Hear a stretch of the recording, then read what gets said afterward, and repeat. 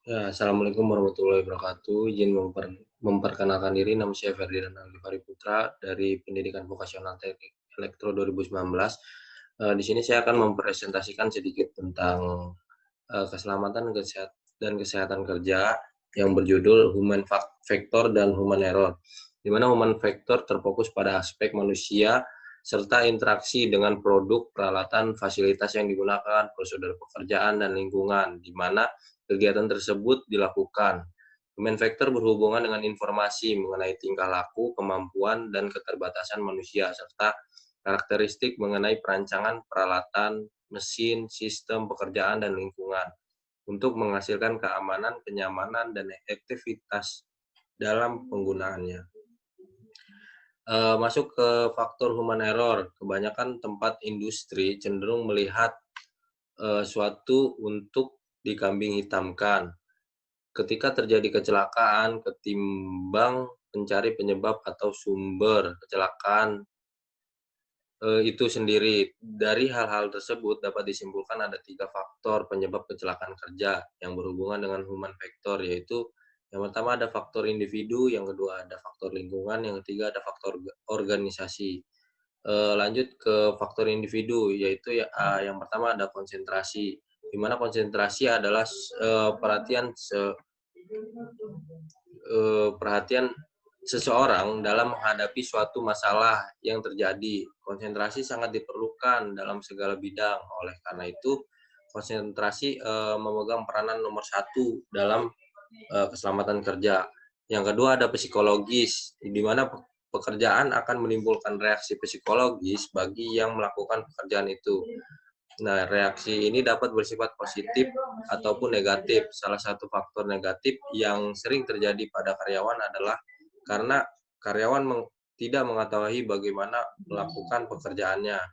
Yang ketiga ada usia, di mana usia dapat mempengaruhi produktivitas seseorang pekerja, dikarenakan semakin tua umur pekerja atau karyawan, semakin menurun pula kondisi kesehatan tubuhnya, sehingga produktivitasnya juga ikut menurun. Nah, yang keempat ada disiplin kerja, di mana disiplin kerja dibicarakan dalam kondisi yang seringkali timbul bersifat negatif. Disiplin dikaitkan dengan sanksi atau hukuman. Terus kemudian disiplin dalam arti positif, bahwa disiplin dapat diartikan sebagai sikap seseorang atau kelompok yang berniat untuk mengikuti aturan-aturan yang telah ditetapkan. Lanjut ke faktor lingkungan, di mana ada faktor fisik, temperatur, pencahayaan, kebisingan, juga ada siklus udara. Untuk suhu pada area kerja mesin cukup tinggi sehingga keadaan ruang pengap. Terus juga ada pencahayaan ruangan yang tidak memadai, juga ada kebisingan dalam ruangan yang dihasilkan oleh mesin. Adanya juga ventilasi pada ruangan. Yang kedua ada faktor tata cara kerja, di mana konstruksi mesin atau peralatan yang tidak sesuai mekanisme tubuh, hal dapat dilihat dari ukuran kursi kerja yang tidak ergonomis dan material yang diletakkan sulit dijangkau oleh operator. Nah, yang ketiga ada faktor psikologis, di mana suasana kerja kurang aman, suasana kerja tidak memadai, tetapi bagian atap banyak sekali kabel listrik yang kurang tertata rapi, tidak beraturan, dan tidak dilindungi. Jadi proses bekerja yang berulang dapat menyebabkan kebosanan dan kelelahan pada bagian tubuh yang dikenai pekerjaan atau beban. Masuk ke human error, di mana human error adalah kegagalan pada diri manusia untuk melakukan tindakan yang ditentukan dalam batas aturan dan waktu, yang dapat mengakibatkan kerusakan pada peralatan ataupun properti dari gangguan operasi. Kesalahan manusia meliputi keterbatasan kapasitas mental atau juga fisik, kebutuhan pekerjaan, peluang error semakin besar semakin kompleks suatu pekerjaan. masuk ke klarifikasi human error, di mana klarifikasi paling sederhana adalah dikotomi antara error of commission of atau mengerjakan sesuatu dengan salah, ada juga error of omission atau tidak mengerjakan sesuatu pada saat harus melakukan tindakannya semestinya. Di sini ada kata-kata dari tahun 1997. Lanjut ke konteks organisasi, di mana perhatian yang perlu ditingkatkan adalah dalam desain peralatan kerja yang bertujuan untuk mereduksi human error melalui pendekatan meminimalkan kebingungan atau keracunan persepsi visible terhadap eksekusi tindakan dan respon dari sistem. Gunakan kunci untuk mengisolasi kemungkinan terjadinya error. Atau gunakan pendekatan Pokayoke, itu dari kata Hiroyuki tahun 2001. Human error banyak terjadi itu karena kurangnya pengetahuan dan pengalaman.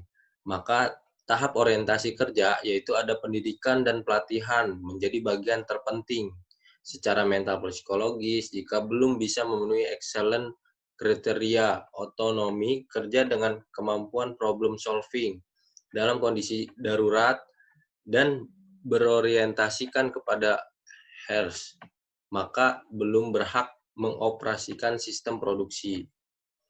Lanjut ke faktor-faktor human error. Di sini ada 5 faktor yang menjadi salah satu faktor-faktornya. Yang pertama ada human error banyak terjadi karena kurangnya pengetahuan dan pengalaman. Maka tahap orientasi kerja itu pendidikan dan pelatihan menjadi bagian yang paling penting. Yang kedua ada kapasitas, kebutuhan berkaitan dengan hasil kinerja pekerja. Jika kapasitas kebutuhan tinggi, pekerja harus mempunyai kreativitas kerja yang baik juga. Yang ketiga ada peluang error yang semakin besar, yaitu semakin kompleks juga suatu pekerjaan. Jika pekerja melakukan kesalahan atau error, maka potensi kegagalan dalam kinerja akan semakin banyak. Nah, yang keempat ada situasi pekerjaan, di mana tempat kerja yang buruk dan tidak tertata rapi dapat menimbulkan error dalam bekerja. Yang kelima ada prosedur kerja yang tidak dirancang dengan baik. Sebelum melakukan pekerjaan, seharusnya dibuat rancangan agar tidak terjadi error saat kinerja berlangsung.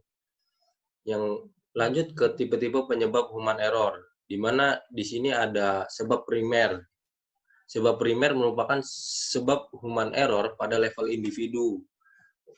Jadi kita harus menghindari sebuah kesalahan. Juga ada ahli teknologi mengajukan pengukuran yang berhubungan ke individu, misalnya yaitu meningkatkan pelatihan, pendidikan, dan pemilihan personil. Yang kedua ada sebab manajerial, yaitu penekanan peran dari pelaku individual dalam kesalahan merupakan suatu hal yang tidak tepat. Yang ketiga ada sebab global, di mana kesalahan yang berada di luar kontrol manajemen meliputi tekanan keuangan, tekanan waktu, tekanan sosial, dan budaya organisasi.